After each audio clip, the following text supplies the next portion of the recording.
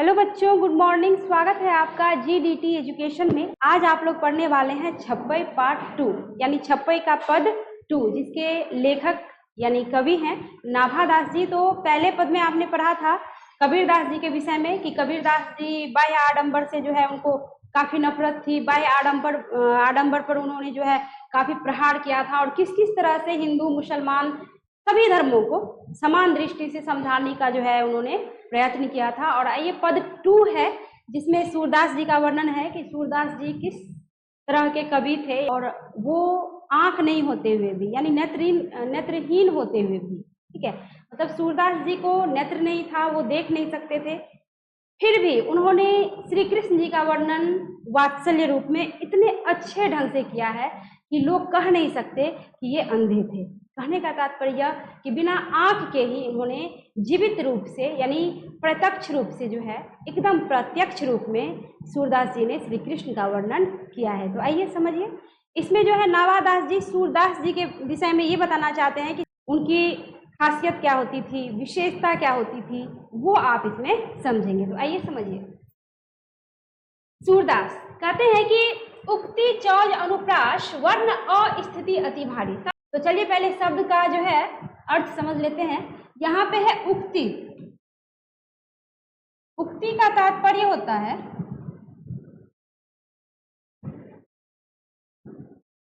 चलिए समझिए, सबसे पहले शब्द का अर्थ समझिए कि क्या किसका मतलब होता है। उक्ति चौज, उक्ति का मतलब होता है कोई ऐसा शब्द या कोई ऐसा वाक्य जो सुव्यवस्थित ढंग से सजा हुआ हो, यानी जिसका अर्थ कुछ विशेष निकले, ठीक है। तो कहते हैं कि उक्ति, उक्ति मतलब हो गया कोई वाक्य, ठीक है, या फिर कोई शब्द। कैसा शब्द? जो सुंदर तरीके से सजा हुआ हो। आप ये समझ लो ना कि सुंदर वाक्य या सुंदर, ठीक है, शब्द। चौज, चौज मतलब होता है चमत्कार। और अनुप्रास वर्ण, ये अनुप्रास वर्ण हो गया अनुप्रास अलंकार। तो अनुप्रास अलंकार हम बताए थे, बता सकते हैं क्या खासियत होती है, अनुप्रास अलंकार का मतलब क्या होता है, समझिए। अब यहाँ पे सबसे पहले कहता है कि उक्ति चौज अनुप्रास वर्ण अस्थिति अति भारी। देख लीजिए, कहते हैं सबसे पहले तो सूरदास जी के जो पद होते हैं, उनकी जो रचनाएं होती हैं, उसमें उक्ति चौज यानी सुंदर सुंदर वाक्यों या शब्दों का चमत्कार होता है। यानी उनके एक एक शब्द से, उनके एक एक वाक्य से ऐसा कुछ दिखता है, ऐसा कुछ जानने को मिलता है कि आदमी पढ़ के आनंदित हो जाते हैं। अब क्या आनंदित किस तरह होते हैं आगे समझेंगे। तो इसलिए कवि महोदय ने यानी नाभादास जी ने सूरदास जी के विषय में कहा है कि सूरदास जी के मतलब पदों में या रचना में कहते हैं उक्ति चौज, यानी उक्ति का क्या होता है? चमत्कार। क्या होता है? चमत्कार। उसके बाद देखिए, ये तो पहली विशेषता हुई कि उक्ति का चमत्कार यानी सुंदर वाक्य, सुंदर शब्द इस ढंग से सजा हुआ, इस ढंग से उसका वर्णन होता है कि हमें सीधे सीधे समझ में आ जाता है, यानी ऐसा चमत्कार, और अच्छा भी लगता है। फिर कहते हैं अनुप्रास वर्ण अस्थिति अति भारी, यानी अनुप्रास वर्ण मतलब हो गया अनुप्रास अलंकार। कहते हैं इसकी अस्थिति अति भारी, यानी इसकी स्थिति अति भारी रहती है। कहने का मतलब यह कि अनुप्रास अलंकारी भर भर के आपको इनके रचनाओं में देखने को मिलता है, पढ़ने को मिलता है, प्राप्त होता है। देख लिए, पहली विशेषता ये थी कि इनके रचनाओं में उक्ति चौज यानी उक्ति का क्या होता है? चमत्कार। दूसरा अनुप्रास वर्ण अस्थिति अति भारी, दूसरा ये कि अनुप्रास वर्णों का यानी अनुप्रास अलंकार का स्थिति अति भारी होता है, यानी अत्यधिक मात्रा में हमको प्राप्त होता है, ज्ञान अर्जन होता है अलंकारों का। तो अब देख लीजिए, हमको ये भी समझना पड़ेगा कि अनुप्रास वर्ण है कहाँ कहाँ पे। इसी में देख लेंगे आप कि कहाँ कहाँ अनुप्रास वर्ण है। तो देख लीजिए, जैसे अर्थ अद्भुत, देख लीजिए यहाँ अ है, यहाँ भी अ है, मिलता जुलता शब्द और दोनों का विशेष अर्थ निकले। कहता है अर्थ अद्भुत। उसके बाद यहाँ देख लीजिए, यहाँ भी है अस्थिति अति भारी। उसके बाद देख लीजिए जी, वेरी गुड, दिव्य दृष्टि, ठीक है। उसके बाद और बोलिए कहीं, हृदय हरि कौन कवि, और कहीं है खोजिए। इस पंक्ति में तो ये मिल गया अस्थिति स्थिति अति भारी, इसमें हो गया अर्थ अद्भुत, इसमें हो गया दिव्य दृष्टि, ठीक है, और इसमें दिव्य दृष्टि, उसके बाद हृदय हरि, उसके बाद इसमें हो गया आपको, इसमें नहीं है कहीं दिख रहा है आपको? नहीं है। अच्छा, इसमें कहीं दिख रहा है विमल बुद्धि, वह बस थोड़ा सा अंतर है, विमल बुद्धि, और इसमें हो गया कौन कवि। तो देख लिया आप लोग। कहने का तात्पर्य कि देख लीजिए, यही है अनुप्रास अलंकार, अर्थ अद्भुत, दिव्य दृष्टि, ठीक है, हृदय हरि, उसके बाद हो गया आपको विमल बुद्धि, कौन कवि। यानी इसका मतलब ये अनुप्रास अलंकार सजा हुआ तरीके से, कोई कविता तरीका से सजाओ तो पढ़ने में मजा आता है ना। जैसे उसके बाद देख लीजिए अगला, कहता है कि वचन प्रीति निर्वही अर्थ अद्भुत तुकधारी। देख लीजिए, पहली विशेषता थी कि उनके पदों में, यानी सूरदास जी के पदों में पहली विशेषता क्या कि उक्ति का क्या होता है?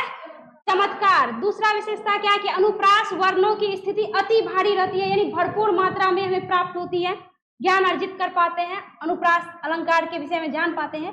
तीसरा ये कि कहते हैं वचन प्रीति, वचनों में तो ऐसा कि जैसे प्रेम भरा हुआ हो, एक एक शब्दों से प्रेम झलकता है। और कहते हैं निर्वही, जो निर्वहन करता है प्रेम भरे वचनों का, और अर्थ अद्भुत तुकधारी, और अर्थ तो अद्भुत ही होता है, क्योंकि यानी इनके पदों का अर्थ, रचनाओं का अर्थ तो अद्भुत होता है, क्योंकि सूरदास जी एक महान तुकधारी भी थे। अब कहेंगे आप तुक का क्या मतलब होता है? यहाँ पे आ गया आपको तुकधारी।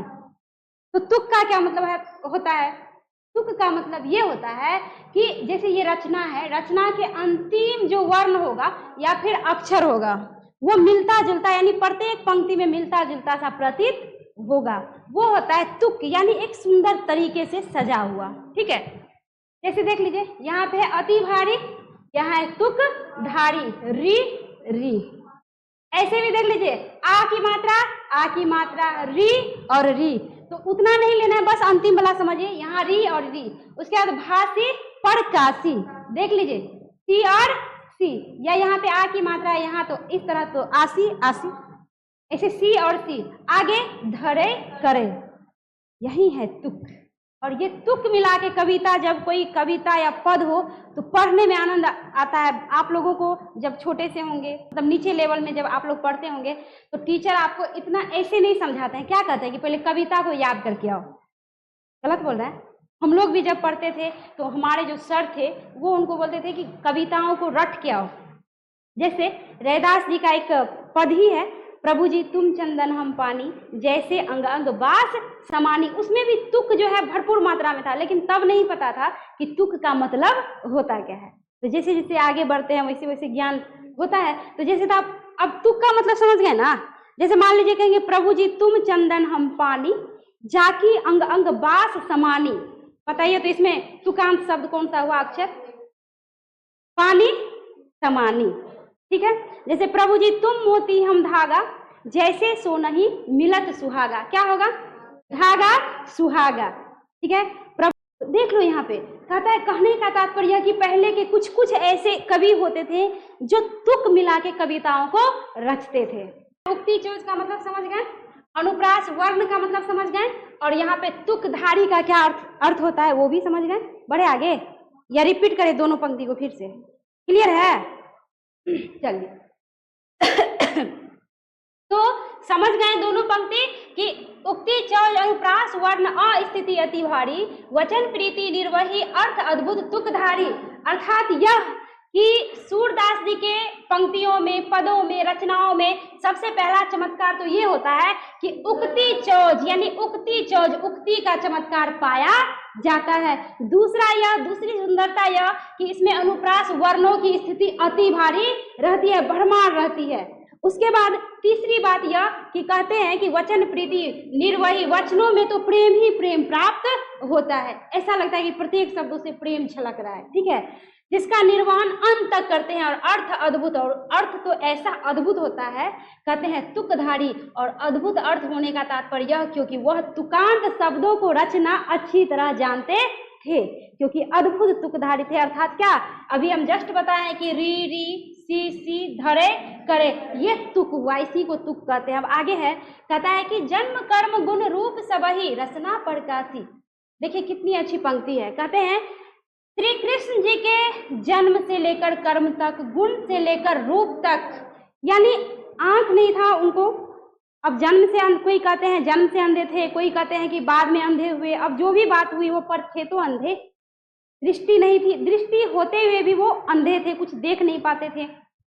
तो ऐसी स्थिति में वर्णन करना मुश्किल होता है लोगों के लिए, कितने चाहे कितने बड़े विद्वान क्यों ना हो जाएं। लेकिन इनमें शायद, इन पे शायद भगवान की कृपा थी, माँ सरस्वती और कृष्ण के भक्त तो थे ही, तो कृपा रही होंगी। तो यहाँ पे वो मतलब आंख नहीं रहते हुए भी जो है इस तरह वर्णन करते थे कि उनके जन्म को, कर्म को, गुण को, रूप को कहते हैं सभी रसना प्रकाशी। रसना अर्थात जीव, यानी जीव से प्रकाशी, यानी सभी को जो है प्रकाशित कर दिए। यानी रूप, जन्म, उसके बाद क्या क्या है, जन्म कर्म गुण रूप, सबका वर्णन उन्होंने लिखित ढंग से नहीं किया, लिख के नहीं किया, दूसरे कवियों के जी बोल के, गा के, अपने रसना से अर्थात अपनी जिह्वा से। ठीक है, जैसे हम लोग गाते हैं तो किसका, कभी क्या कॉपी पेन लेके बैठे होते हैं, नहीं, सिर्फ हाथ जोड़ते हैं और एकदम ध्यान होके भगवान का भजन करते हैं जिह्वा से। तो वो जिह्वा से उन्होंने वर्णन किया। यानी उनको क्या होता था ना कि सूरदास जी को जैसे अपने आप ही अनायास मन में कुछ ऐसा आ जाता था, वो गाने लग जाते थे और गाते थे। तो दूसरे पुजारी जो मंदिर में होते थे तो वो क्या करते थे, उस चीज को लिख करके रखते थे। उस टाइम में कॉपी पेन था भी कि नहीं पता, बट कहीं ना कहीं, चाहे पत्थरों पे लिखे, दीवारों पर लिखे, जहां लिखे, बट लिख के रखते थे। जो बचा खुचा था आज हम लोग पढ़ रहे हैं, तो उसी इतिहास की देन है। भला हो उनका, और धन्यवाद है उन लोगों को कि जिन्होंने सूरदास जी के जैसे अच्छे कवि और इतने सुसंस्कृत ढंग से सजाए हुए पदों को जो है हम लोगों के समक्ष रखा।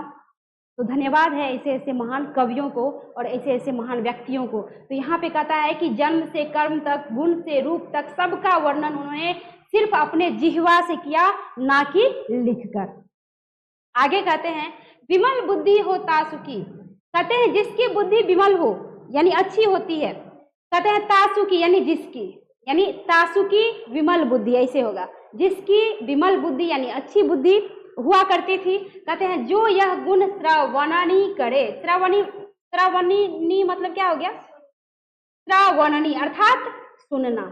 यानी कहते हैं जिसकी तासुकी यानी जिसकी विमल बुद्धि हो, बुद्धि यानी विमल पवित्र अच्छी होती थी, और वो लोग अगर कहते हैं जो यह गुण श्रवणनी धरे, जो सूरदास जी के पदों का श्रवण करते थे, सुनते थे, पढ़ते थे। अब सब तो नहीं पढ़ेंगे, कहेंगे मुझे उतना फुर्सत नहीं है। जो पढ़े लिखे बंदा होंगे, आप पढ़े लिखे हैं तभी आपको दूसरे चीजों में इंटरेस्ट आता है कि देखते हैं थोड़ा सा ये क्या है। अब मान लीजिए कोई नया पुस्तक आपके सामने रख दिया जाए तो मन में होता है ना कि क्या है, पलट के देखने लग जाते हैं। क्यों? क्योंकि आप पढ़ते हैं, आपको रुचि है। जो पढ़ेगा ही नहीं उसकी क्या रुचि रहेगी। तो कहने का तात्पर्य जो विमल बुद्धि के व्यक्ति हुआ करते थे ना, उतने व्यक्तियों में, तो वो क्या करते थे कि उनके गुणों को श्रवण करते थे, अर्थात सुनते थे या फिर पढ़ते थे। ठीक है, कहते हैं कि सूर कवित सुनी कौन कवि। सूरदास जी की कवित मतलब हो गया कविता, यानी सुनी यानी सुनकर, कौन कवि यानी ऐसे कौन से कवि होते थे जो कहते हैं जो नहीं सिर चालन करे। सिर चालन मतलब झूमना। हम लोग जब भजन भक्ति करते हैं तो ऐसे सिर चालन करने लगते हैं, झूमने लग जाते हैं। या फिर शादी विवाह हो, डीजे बीजे बजता है तो डीजे बीजे बजता है तो पैर हाथ हिलता है, सिर नहीं घूमता है। सिर घूमता है एक ही कंडीशन में, जब हम भगवान की भक्ति कर रहे होते हैं, हाथ जोड़ते हैं, भजन गा रहे हैं या आरती कर रहे हैं, एकदम सिर एकदम झूमने लगता है। क्यों? क्योंकि तन और मन दोनों हावी हो जाता है, तन और मन दोनों भक्ति में डूबा हुआ रहता है, तो इसलिए सिर जो है डुलाने लगते हैं। तो यहाँ पे कहते हैं कि जो अच्छे बुद्धि के व्यक्ति होते थे ना, वो जब इनके रचनाओं को सुनते थे या पढ़ते थे तो कहते हैं कि सूर कवित यानी सूरदास जी की कविता यानी रचनाओं को सुनकर कौन कवि, ऐसे कौन कवि होते थे उस टाइम में जो कहते हैं जो नहीं सिर चालन करे, जो सिर को झुलाने नहीं लगते थे, अर्थात झूमने लगते थे, यानी डूब जाते थे उनकी पदों को, कविताओं को सुनकर एकदम झूमने लग जाते थे। समझ में आ गया? तो मुझे विश्वास है आप लोगों को भी अच्छे से समझ में आ गया होगा। समझ जाते हैं तो कम से कम कमेंट करके बताइए समझ में आ भी रहा है या नहीं, ताकि आपका जब विचार हम तक पहुंचेगा तभी हम और भी अच्छे ढंग से आपको समझाएंगे और प्रस्तुत करेंगे। और वीडियो को लाइक शेयर भी कीजिए और चैनल को सब्सक्राइब भी कर लीजिए, क्योंकि नेक्स्ट वीडियो जो मैं अपलोड करूंगी तो आप तक सबसे पहले पहुंचेगा और आप घर बैठे आराम से पढ़ पाएंगे। तो मिलती हूँ नेक्स्ट वीडियो में अगला चैप्टर लेकर। धन्यवाद।